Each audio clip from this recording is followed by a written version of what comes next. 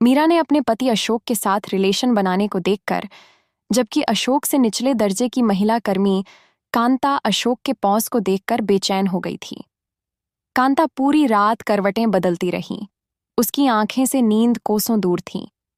वह किसी तरह अपनी इच्छा को, बेचैनी को काबू में करना चाह रही थी, और यह कर पाना उसके लिए मुश्किल हो रहा था। अब सुबह हो गई थी। मैं उठी और बाथरूम में जाकर फ्रेश होने लगी। मीरा पिछली रात जो कुछ भी हुआ उसमें काफी खुश थी, क्योंकि शायद अब उसे सुख पाने की लत लगने लगी थी। तभी उसे याद आया कि उसे एक जरूरी ईमेल करना था जिसे वह पिछली रात करना भूल गई थी। मैं जल्दी से नहाकर बाथरूम से बाहर निकली और अलमारी से कपड़े निकालकर तैयार होने लगी। उसने अशोक को भी उठाने की कोशिश की, पर वह नहीं उठा, तो मीरा रूम से बाहर निकल आई। बाहर उसने देखा कि कांता किचन में कुछ काम कर रही थी। कांता, बीवी जी, आप उठ गई और यह इतनी जल्दी तैयार होकर आप कहाँ जा रही हैं? मैं कांता, मुझे बहुत जरूरी काम है, मैं ऑफिस जा रही हूँ। अशोक जब उठ जाए तो उसे बता देना कि मैं ऑफिस चली गई हूँ।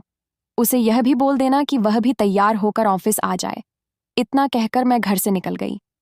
मैंने घर के बाहर जाकर ऑटो ली और ऑफिस के लिए निकल गई।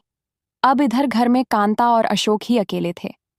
कांता ने रूम में जाकर देखा तो अशोक अभी भी बिस्तर में सो रहा था। कांता उसे कुछ देर तक निहारती रही।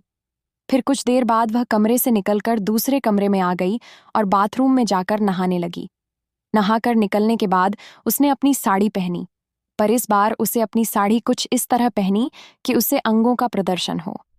ब्लाउज उसने एक बड़े गले का पहना, जिसमें से उसके ऐसे लग रहे थे जैसे अब भी उछलकर बाहर आ जाएगा।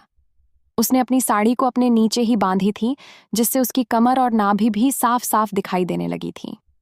फिर वह झाड़ू लेकर मीरा के कमरे में गई और अपनी साड़ी को घुटनों तक उठाकर नीचे बैठकर झाड़ू लगाने का नाटक करने लगी। कुछ देर में अशोक की नींद खुल गई। वह अपने बिस्तर पर देखने लगा। मीरा वहां नहीं थी। फिर अशोक की नजर कांता पर पड़ी। कांता इस हालत में बहुत ही सुंदर लग रही थी।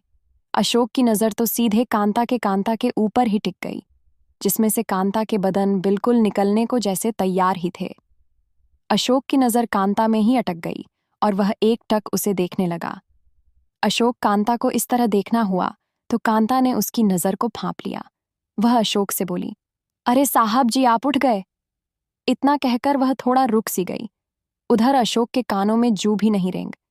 अशोक अभी भी कांता को ही देखे जा रहा था। कांता ने फिर से जोर से आवाज लगाकर कहा, साहब जी, क्या हुआ? आप कुछ बोल क्यों नहीं रहे हो? अब जाकर अशोक कुछ होश में आया और कांता से बोला, कांता, मीरा मैडम कहाँ है? कांता साहब, मीरा मैडम तो सुबह सुबह ही तैयार होकर ऑफिस चली गई हैं। अशोक, अरे इतनी जल्दी कैसे चली गई? कांता साहेब, बीबी जी बोल रही थी कि उन्हें ऑफिस में कुछ काम है, इसलिए वे जल्दी चली गई हैं, और बीबी जी ने कहा है कि आप भी तैयार होकर सीधे ऑफिस आ जाएं। अशोक, ओके, ठीक है कांता साहब, आप नहाकर तैयार हो जाओ, मैं आपके लिए नाश्ता लगा देती हूँ। अशोक, मेरे कपड़े कहाँ हैं कांता साहब? आप नहाने जाइए, मैं अभी ही लेकर आती हूँ। अशोक नहाने के लिए बाथरूम में चला गया और कांता ने कपड़े लाकर रूम में रख दिए। वह अशोक के लिए नाश्ता बनाने किचन में लग गई। कुछ देर बाद अशोक नहा धोकर रूम से बाहर आया और डाइनिंग टेबल पर बैठ गया। कांता नाश्ता लेकर आई और जैसे ही वह अशोक के सामने नाश्ता रखने को हुई, उसकी पल्लू गिर गया और उसके अशोक के सामने आ गए। अशोक कांता को फिर से घूर घूर कर देखने लगा। वह धीरे से बुदबुदाकर बोला, यह कितनी सुंदर है कांता। क्या हुआ साहब, आपने अशोक नहीं? फिर कांता ने अपना पल्लू ठीक किया और बोली, माफ करना साहब। अशोक, कोई बात नहीं। अशोक ने कांता को सोच को अपने मन में रखते हुए ही अपना नाश्ता खत्म किया और उठ गया। वह कांता से यह कहकर घर से निकल कि वह ऑफिस जा रहा है, पर कांता अशोक को जाने नहीं देना चाहती थी। वह चाहती थी कि अशोक ने जो मस्ती कल रात मीरा के साथ की थी, वह मस्ती आज अशोक उसके साथ करे।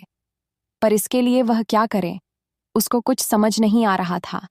तभी वह पैर में मोच आने का नाटक करने की बात सोचने लगी।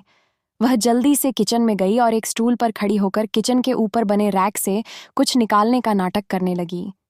इतने में अशोक घर से निकलने को हुआ ही था कि कांता ने तेज आवाज के साथ गिरने का नाटक किया। वह जोर जोर से चिल्लाने लगी, कुछ गिरने और कांता के चिल्लाने की आवाज सुनकर अशोक भागता हुआ किचन में आ गया। उसने देखा कि कांता फर्श पर गिरी हुई है। उसके वस्त्र भी अस्त व्यस्त हो गए थे। अशोक ने उसे जमीन पर गिरा देखकर उससे पूछा, अरे क्या हुआ, तुम गिर कैसे गई? कांता करहाती हुई बोली, मैं ऊपर से कुछ सामान निकाल रही थी तो मेरा पैर फिसल गया और मैं गिर गई। बहुत दर्द हो रहा है। अशोक ने कांता को उठाने की कोशिश की तो कांता बोली, मुझसे उठते नहीं बन रहा है, लगा है पैर में मोच आ गई है। अब अशोक ने कांता को उठा लिया और कमरे में ले गया। उधर अशोक ने उसे बेड पर लेटा दिया। अशोक ने कांता से पूछा कि कहाँ पर पहुंचाई है। कांता साहब लगा कि घुटने में बहुत दर्द हो रहा है। अशोक, दिखाओ कहाँ दर्द है। मुझे देखना पड़ेगा। कांता, आप खुद ही देख लीजिए। अशोक कांता की साड़ी धीरे से ऊपर उठाई और वह कांता से पूछने लगा कि उसे दर्द कहाँ हो रहा है। अशोक ने धीरे धीरे करके कांता और फिर कांता ने उसे बताया कि उसके घुटने के साथ साथ टांगों के जोड़ में भी मोच ऑफ चोट आई है। अशोक ने कहा, इस पर कुछ लगाना पड़ेगा। वह कांता से पूछने लगा कि कोई स्प्रे वगैरह है घर में। कांता ने उसे बताया कि किचन में एक फर्स्ट एड बॉक्स है, उसी के अंदर स्प्रे होगा। अशोक ने किचन में गया और ले आया। जब अशोक आया, अशोक कांता के घुटने पर स्प्रे लगाकर अपने हाथों से उसकी मसाज करने लगा। कांता अपनी आंखें बंद कर अशोक के हाथों की मसाज का मजा लेने लगी। जब वह गैर मर्द के हाथ कांता ने अपने शरीर पर चलते महसूस किए तो उसकी भी सांसें तेज होने लगीं। कांता को इस हालत में देखकर और उसके घुटनों की यूं मालिश करते हुए अशोक के अंदर के भी जज्बात जागने लगे। वह धीरे धीरे अपने हाथों को ऊपर ले जाता और अब अशोक के हाथ कांता के ऊपर चलने लगा। अशोक ने देखा कि उसकी इस हरकत पर कांता उसका समर्थन कर रही है तो अशोक उसे उठने का बोला। जैसे ही कांता ऊपर उठी, उसने उसे अपने सीने से लगा लिया। वे दोनों एक दूसरे के पूरा करीब आ गए। कुछ देर तक एक दूसरे को किस करने के बाद कांता अशोक से बोली, साहब, कल रात मैंने आप और बीवी जी को प्यार करते हुए देखा था। आप दोनों इसी बिस्तर पर थे और मैं आप दोनों एक दूसरे को बेतहाशा प्यार कर रहे थे, पर आप दोनों दरवाज़ा लॉक करना भूल गए थे। जब मैंने हल्के से दरवाज़ा खोला तो देखा था कि आप दोनों लगे हुए हों।